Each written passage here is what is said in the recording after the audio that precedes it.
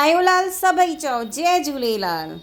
ॿोली हिकु आज़ादी आहे, दिलि सां दिलि मिलाए वरी ज़ुबान। सिंधी ॿोली हिकु विरासत आहे जंहिंखे कविता सां संभालणु असांजो फ़र्ज़ु आहे।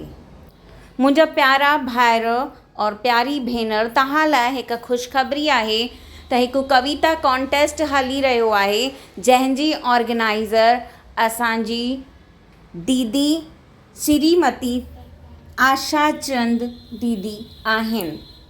हिन कॉन्टेस्ट में तव्हांजे ॿारनि खे प्राइज़ बि मिलंदियूं।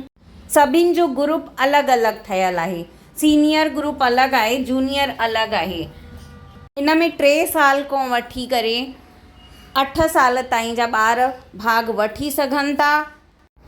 कविता हिकु दिलि जी आज़ादी आहे, कविता हिकु दिलि जी आज़ादी आहे जंहिंखे ॿोली ज़िंदा रखी वेंदी आहे। तव्हांखे हिन कॉन्टेस्ट जे बारे में ॿी काई बि ॼाण खपे त तव्हांखे कॉन्टेक्ट नंबर ॾिनल अथव, ईमेल ID ॾिनल अथव, तव्हां संपर्क करे सघो था। सिंधी कविता ॿाल मन में, ॿारनि जे मन में संस्कृति जो ॿिज रोपे थी। सिंधी कविता ॿाल जे मन में संस्कृति जो ॿिज रोपे थी। त हिन कॉन्टेस्ट खां पीछे न वञो, सभिनि ॿारनि खे भाग वठणु ॾियो, उत्साहित कयो पंहिंजे ॿारनि खे। सिंधी ॿोली हिकु विरासत आहे जंहिंखे कविता सां संभालणु असांजो फ़र्ज़ु आहे। त ज़ोर सां चओ जय झूलेलाल।